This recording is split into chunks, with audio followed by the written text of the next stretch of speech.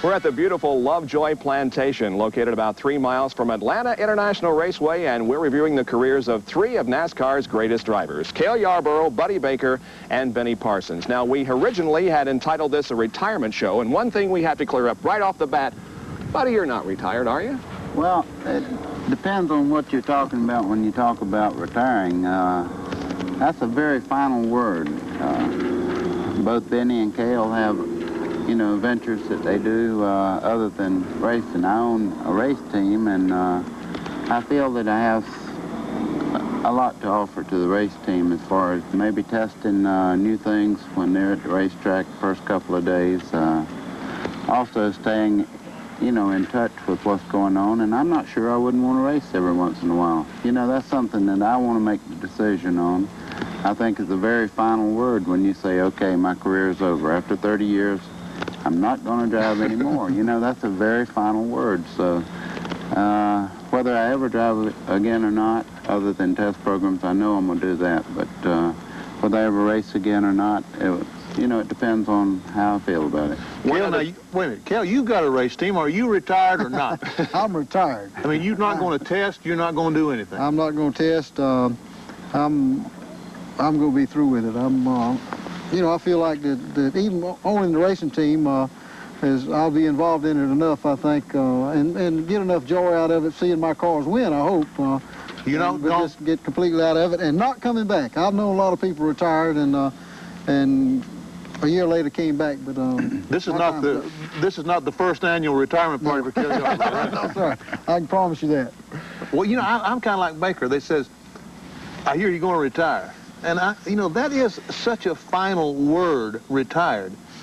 And you get into a situation that you want to test for somebody or get in a car and just see what it feels like. And how can you be retired and do those things? So I keep telling everybody I'm changing directions. Yeah. That doesn't mean that you may not get into a car. Huh? Yeah, I mean, that's right. We're all going to walk in the same gate we've been walking in for 25 or 30 years. You talking about retiring from being a participant, really. That's right. I'm talking about retiring as being a race car driver. I'm going to work for ESPN. I'm going to... Buddy, you're shaking your head. What are you shaking your head? Well, I can't say that either, Benny. You know, I still enjoy it, and I know I would enjoy racing again. Now, the biggest thing that I have to make clear in my mind is that if I did race again, that it wouldn't hurt my race team, first off. And secondly, that I had something to gain. And quite frankly, I don't feel that I have anything to prove to anyone anymore, so I may be retired. I'll just put it that way, but I'm not going to say it because I hate these guys that go 2 years and then they get back and they want to run Daytona, Talladega, this, that, and the other, and everybody says, I thought he retired. You know, when I say it, I will do it. When you say I'm retired, you're out of there, right? Yeah, you got it. That's what I just said. That's what you just said. You retired. Right. All right, now let me ask you this, Cale. You this year have run, what, 10 races or 12 or something? Yeah. And you've watched your car go around the racetrack with Dale Jarrett driving. What does it feel like watching your car go around the racetrack? It feels good enough that I can watch it all the time. Oh, it felt that good, huh? That's how good it felt. No, really, you know, the first time, well, I've been cutting back for the last few years. I ran 18 races, then I ran 16 races, and then this year I ran 10 races, but I ran my car and the entire, on the entire circuit with Dale Jarrett driving the races that I didn't run. And it was eerie, funny feeling the first time that I stood on top of the truck and watched my race car start a race without me being in it. It was a funny feeling, and it was hard to do. What did you think? What did you think, buddy? Well, now, you had some medical problems that kind of put you aside for... Well, let me explain this. You guys raced the whole rest of the year. My career ended in August of this year. And I've been, you know, trying to get well again. Now I'm 100% well again. You don't look no better. You guys got about 8 races on me that I didn't get to participate in. So if I come back and run a few races, I'd just be catching up to what you guys are talking about quitting now. Now, you retired too? No. You haven't run a race since when? When's the last time you raced? Now, wait a minute. When's the last time you raced? Well, I have to say you guys have raced since I have. When's the last time you raced? They're going to make me come back out and run Talladega. What do you think? When's the last time you raced? Oh, boy. Let's see, what, August? Yeah. Sounds like retirement to me. August. When you going to run again? When's your next race? What entry blank you going to send Well, I'll let you come watch me run, Benny. In my case, I've been thinking about it for a couple of years. I've been planning for this day, and I don't have any intentions of driving another race car again. Now, I don't say I won't drive another race car. I'd love to have me a half-mile dirt track out on the farm. With, Yep. No, out on the farm that I could come in and in the afternoons and have a little dirt car out there, something to play around with. And that'd be a lot of fun. But That's what I'm doing. I'm building a test car, you know. Okay. Good. To play with. What made you want to get out of the sport, Benny? Frustration primarily. Really? Yeah. Just that, hadn't had any success in a while. And it just finally got frustrating not to go out week in and week out and not think that you're going to win. You share that opinion, Cale? No, not really. Because, here again, I said I planned mine, and I knew that with a new team, buying a new team and starting up a new team, it was going to be awful tough to win any races. So I knew that I was going to have a couple of lean years, but, it's just the way I planned it. But I wanted to establish my team and get it going before I stepped out completely, get everything working. But it's still as tough when you're accustomed to winning, it's tough not to win. Well, we'll be back to Lovejoy Plantation as we continue our special Speed Week with Cale Yarborough, Benny Parsons, and Buddy Baker. Speed Week is brought to you by Quaker State Motor Oil. The big Q stands for quality, always has, always will. And by Busch Beer, the beer with a taste as smooth as its name.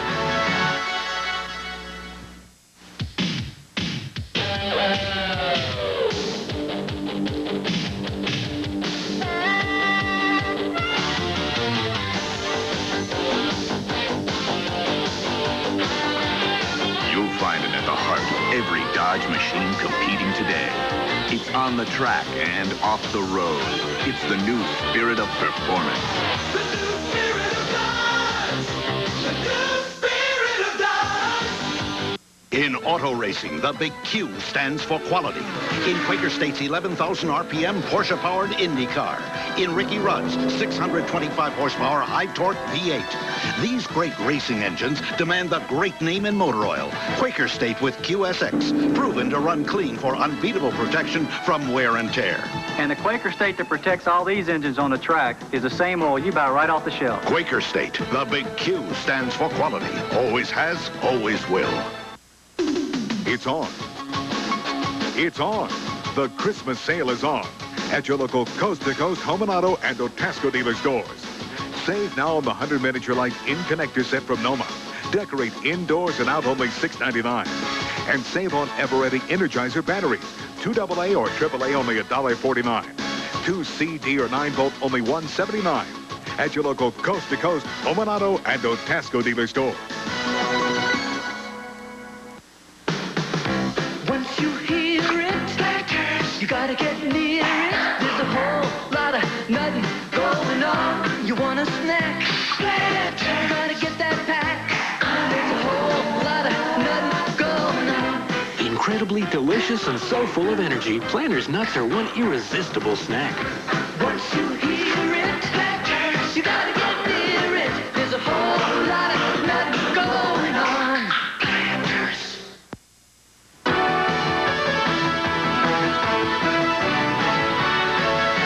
Three legends in the sport of Winston Cup racing, Cale Yarborough, Benny Parsons, and Buddy Baker are our special guests tonight on this edition of Speed Week. Well, I guess the standard question is, what's been your most exciting, memorable moment in auto racing, Cale? One of the greatest things that ever happened to me was winning the 1968 Southern 500 in Darlington. That's where my racing career started. That's my hometown almost. I live, not too far from Darlington, and the old Darlington racetrack was a whole lot different than what it is now, and that was the last race that they ran on the old racetrack, and I was lucky enough to win that race, and I wouldn't trade that win for any. Several put together, or maybe all of them put together, I don't know, but it was great. I think if I had gone through my racing career without winning on the old Darlington racetrack, that I thought I would have missed something, because that's where I started. All right, what was your most embarrassing moment Most embarrassing moment. That you wanted to dig you a hole and crawl in it and just cover it up after you. Well, I had... You can't answer, I got one. I had said, well, you answer that one. Go ahead, while he thinks about it. Most embarrassing for me, I was leading the Texas Raceway out there by 2 laps, and I was reading a sign that says you got it made. I was looking over like that, and the car in front of me slowed up, and I knocked the radiator out of the car with a 2-lap lead. That was on the caution, too, wasn't it? Yeah, tell the rest of it. I can remember that very well. I was in that race as well, and I couldn't believe when he come driving around, the whole front dragging on the racetrack. But I will say this, one of the more prominent race drivers that I've ever run against give me a bunch of stuff about that. And the next week, we went to Daytona, and he did exactly the same thing, crashed in the back of a car and hit the wall, and when I come by, I just waved at him like that. And he waved back not with the whole hand. He was a little mad. Okay, I got it. Okay. Well, I thought about it now. The most embarrassing thing I think that happened to me was when Richard won his 200th race in Daytona. And I had Richard set up where I wanted him to pass him on the last lap. Well, as everybody knows, that a caution came out with 2 laps to go. Well, the only thing that went through my mind is I got to beat Richard back to the start-finish line because this race is over. It's over. Whoever gets back to the start-finish line because there were only 2 laps left. Well, he beat me about a foot, you know, back to the start-finish line, and we went on around and came back, and there was still a lap to go. Well, in my mind, I knew the race was over, so I went in the pits. I was running second. I remember that. Now, that's pretty tough, and I went in the pits, and everybody was hauling on the radio, you know, what's wrong? I said, well, the race is over. They said, no, you got 1 lap to go. I forgot where I ended up, somewhere in the teens, I think. Well, now, you're asking all the questions, Benny. What's your most memorable or embarrassing moment, let's say? It was in Darlington, Southern 500. There was a rain delay. What had happened was that I'd started the race, and Darrell Waltrip had gotten in for me, relieved for me, and he had backed the thing in the wall going in the 3rd corner and knocked the rear end in, but it really didn't hurt the chassis, just the sheet metal. And they had a rain delay, and I got back in the car, and I'm cruising along, and there was some water running across turn 1, but it was about this wide, a couple inches wide. But I'm running along, I'm running second. Bobby Allison's leading the race, I believe, in the Matador, but he eventually blew up and was blowing up in the process, and I'm the class of the rest of the field. And I went down in turn 1 and basically all by myself, lost it, backed it in the fence, broke the rear housing in 2. The left rear tire left, it just went someplace else, and fell out of the race, the Southern 500, and I never won that race. And I'll tell you, one of the things that I felt most sorry for you was when you won the pole at Darlington just a couple of years ago, and you came out of 2 and hit the wall, and it was all over. Remember that? Huh? Yeah. You had to bring that up, didn't you? That was true. Let me take you back to a win that you had in Ontario, buddy, with Bud Moore. You remember that? Oh, yeah. Let me explain something. You never forget a race you win. Believe me. It may be, you know, you might be too old to do a lot of things, but your memory, you remember every race that you ever win, especially in Ontario. That was one that... What was that day like? That particular day? Well, I was racing David Pearson at the time, because he was second, and Bud Moore squalled out at me, and he told me, he said, slow down, man, you're 18 seconds in the lead, you know, right near the end of the race. And I slowed down, and he really got mad. Then he said, you picked up a half a second. And I slowed down some more, and I got faster yet, you know. The whole thing was I was overdriving the car to build that 18-second lead, and then when I let the car work around the racetrack, I really went to flying in, and he wouldn't even talk to me after the race. That's the first time I'd ever won a race that the car owner was mad at me, you know, when the race was over. The slower I tried to run, the faster the car went. I don't think we've asked you what your most memorable win was. Daytona, 1975. You know, I started on a quarter-mile dirt track in an old car that a fellow said he paid $50 for it, and he gave it to me to use. And that's all I thought about that day was the old $50 car and the quarter-mile dirt to the half-mile dirt and all the trials and tribulations that you go through just to be a part of Winston Cup racing. And then to all of a sudden, bam, you in the winner's circle, the biggest race of the year, it overwhelms you. It really does. It's overwhelming. Cale, you share those thoughts about working your way up through the dirt tracks and then finally making the pinnacle of NASCAR racing? Yeah, I started just like Benny did. I started, in fact, exactly, except I started on a quarter-mile dirt and a $50 car. You're kidding. $50 is what two friends of mine and I paid for the first car. What year was this? This was 1955. Yeah, see, this is 63, so yeah. That's probably a $20 car bank. Well, it could be. But it's, you know, that's where it started for him. Actually, mine started in the soapbox derby when I was 10 years old. But my first car was quarter-mile dirt. Paid $50 for it, and we built it ourselves. How old were you? Oh, I was young. I must have been about 8, 9. Well, you were born in what, 40? Yeah. You were 15? Yeah, I was 15 years old. You drove the car when you were 15? Yeah. Mm-hmm. How'd you do? 15 years old. I finished last and third. There wasn't but 3 cars running at the end. Finished third and last, and because there was 3 cars running at the end. But Buddy, where did you start? How? I started in Columbia, South Carolina, in sportsman cars and all. Matter of fact, I raced against Cale a lot in our early days, and I was in Hartsville, South Carolina one night and helped them cut him out of a car that he rolled up into a donut, and the gas was flying everywhere, and they were fixing to put a torch to the car, and I talked to him and I said, let's don't do that just yet. Let's try to cut him out of there, and we used some snips and all and got him out of there. But you remember that, Cale? Yeah, I remember it very well. Yeah. How did it happen? You know, I believe Joe Weatherly was racing that night. Right. Joe Weatherly was racing at Hartsville that night, and of course, kind of like a personal appearance for him.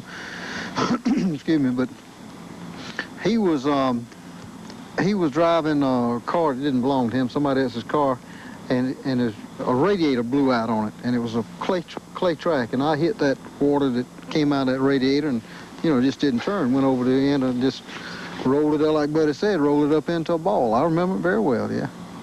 Now, Buddy, you're in kind of a unique position because, unlike these other two, you grew up really with racing. Your father was very highly involved. Did that make any difference to your career? My dad was and still is a heck of a driver. The biggest thing when, coming in behind my father, he was 3-time national champion. And quite frankly, I wasn't a born gifted driver. I had to work at it. And I can remember people telling me, if you plan to be what your father is, you better stay up at night and learn to drive too. And I guess that was one of the great moments in my life is when, my father walked up to me and he said, "You're one hell of a driver." That was, to me, a big thing. Well, we'll be right back with more of our special Speed Week from the Lovejoy Plantation.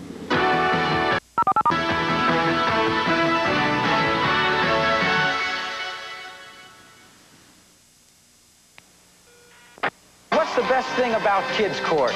Kids Court, the gavel's in our hands. They take real stories and they can actually help kids. It's fun. It's kids. It's for kids only. No parents! You don't have to answer to adults. You got to tell what you think. Kids Court. Something wrong with you. Kids Court is not kid stuff. It's kids fun on Nickelodeon. Do you feel like your money is missing your goals? Plays not designed for your team? The other team has all the power? Maybe it's time for some New Heritage strategy. When you have New Heritage on your team, the competition isn't even close. We're the bank that puts you first in the Merrimack Valley. Make your goal with New Heritage's winning strategy. The ball is in your hands, sports fans. Pronto, the fastest growing name in auto parts today. Pronto, featuring quality auto parts at lower prices. Speed. For some, it's life. Last year, the Motorcraft team won 4 world championships. With the same Motorcraft parts you can buy for your car. Motorcraft quality parts from Ford. When you need to know about auto parts, ask the pro at Pronto. It's over. The ball game is New Mexico knocked off #1 Arizona. Now the Wildcats want revenge. Wednesday night, live on ESPN. Speedweek is brought to you by Quaker State Motor Oil. The big Q stands for quality. Always has, always will. We're back at the Lovejoy Plantation, just a few miles from Atlanta International Raceway, and we're talking with Cale Yarborough, Buddy Baker, and Benny Parsons. We were talking about memorable crashes, and I'll never forget the time that you just qualified at Daytona at 200 miles an hour, and suddenly the car took off on you, and you were in the wall. Yeah. He was in the air before he got in the wall. Right. That was quite a ride. You know, the first lap, we were trying to run 200 miles an hour because nobody had qualified at 200 miles an hour, and the car was, we thought, was capable of doing it. And the first lap we did run over 200 miles an hour, and the second lap would have been quicker than that. And I went into the third turn, and the car just got airborne. It just got awful quiet in that car, and it flew for quite a while before it finally did hit the wall and beat around a little bit. But thank goodness I came out of that one in pretty good shape. And I know I asked one of the men as soon as they got there, one of the rescue men, how fast I ran. You know, it's a stupid thing on my part, I'm sure, to wonder how fast I ran after crashing a car like that. But I wanted to run 200, and we did. But the worst part about that, Cale ran 200 miles per hour, but crashed the car, so they had to revert back to a backup car. So that washed that time out. He couldn't use that time for the car that was crashed. And then he qualified, what, 198 or 197 or something? Yeah, so actually, a show car, really. Didn't get to run 200 miles per hour. Yeah. All that for nothing. All that for nothing. But we won the race. There you go. A week later, won the race. I'd just soon not talk about that. You know, he passed me on the last lap running into 3. Yeah. Did he really? Yeah. Yeah. Why'd you let him pass? But he ran second. He felt sorry for me tearing that car the week before. You know. You know, you were talking about that accident we had at Talladega. You know, when you looped it there, buddy, and Cale and I got in the wreck. Yeah. And Marcus came down and ran into Cale. Yeah. What happened? We all spun, and Cale and I spun together for about 600-700 yards, and we got out of the car. Felt like 6-7 miles. At least 6 or 7 miles. And we got out of the car because the wreck was over. We, as Cale says, we was the wreck. Yeah. So we got out of the car and was starting to examine the damage to our cars to see if we were going to be able to continue or what have you. The wreck was still going on, and Dave Marcus was sitting there. A car comes sliding in, hits Marcus, and knocks him into Cale. His bumper hits Cale's knees and pins him up against his car. The tire. Just happened to have got the tire. If it hadn't, it'd cut my legs off. Yeah, that's right. Yeah. Because the tire, they gave just enough. So what are you going to do for your retirement? Or are you... Me? Yeah, you going to relax? I'm not retiring to a rocking chair now. Okay. I've got plenty to do. I've got all I can do, really. I've got more than I can do. So I'm not, as I say, I'm not retiring to a rocking chair. I'm just... You're in one shifting now, things around. Yeah, I'm in one now, but this is about as close as I'll get to one, I guess. But I'm just shifting things around a little bit. I still have plenty of work to do. Benny, how about you? Well, I'm going to...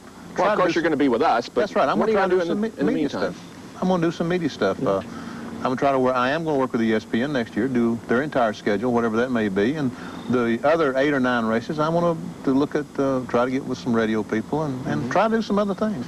Well, we'll be back with more as we are broadcasting tonight from the Lovejoy Plantation, a special edition of Speedweek with Cale Yarborough, Buddy Baker, and Benny Parsons. Quaker State, the big Q stands for quality.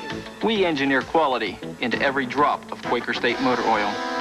Only Quaker State has QSX, an advanced formula proven to run clean for unbeatable protection from wear and tear. Before our oil's good enough for your car, we prove that it works in our car. Quaker State quality. We don't just talk about it, we live by it. Quaker State, the big Q stands for quality. Always has, always will.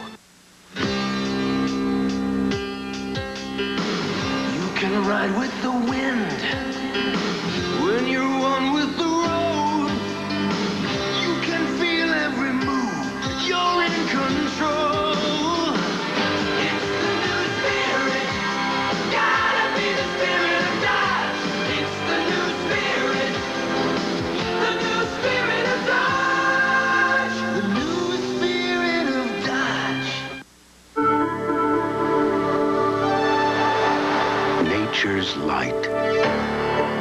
bathing fields of grain, enriching full, fresh hops, giving life to sparkling streams, nourishing all the natural things that go into making Bud Light. The light beer that's beechwood aged for a clean, fresh taste that makes Bud Light the one light that outshines them all.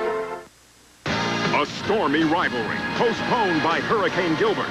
Now the Sun Bowl-bound Alabama Crimson Tide rises against Texas A&M. Live Thursday night at 8:30 Eastern on ESPN.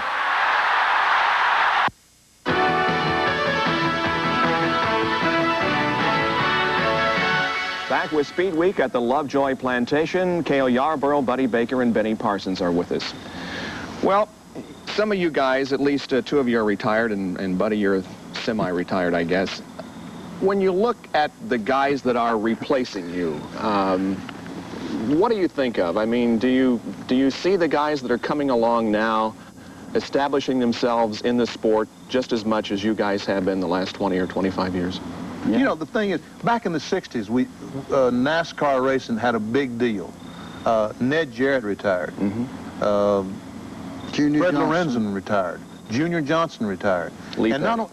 Lee Petty. And not only that, Joe Weatherly, Billy Wade, Jimmy Perdue, Fireball Roberts were killed. And all this happened in, what, 3 or 4 years? Yeah, same period of time. So, all of a sudden, boom, 7 or 8 of the top names in NASCAR racing is gone. And I'm sure at the time everyone said, oh my gosh, what's going to happen to NASCAR racing?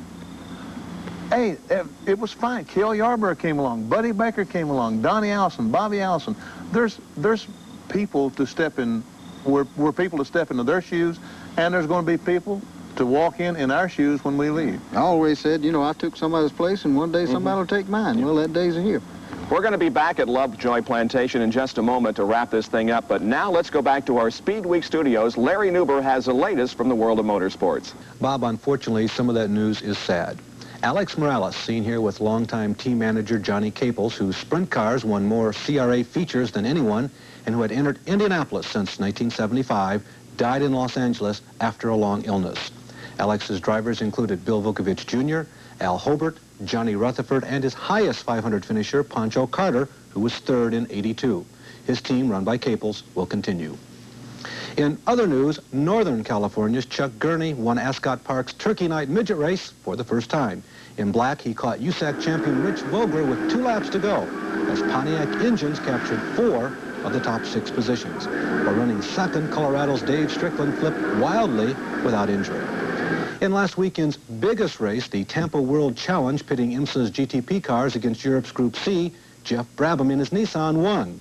Pete Halsmer, who finished 4th, was disqualified for an oversized turbocharger.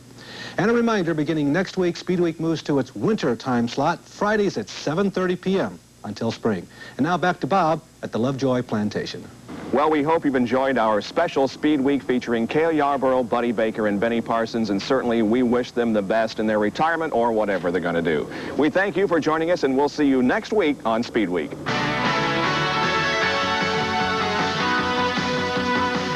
Speed Week has been brought to you by Quaker State Motor Oil. The big Q stands for quality, always has, always will. And by Dodge Cars and Trucks. On the street or off the road, it's the new spirit of Dodge.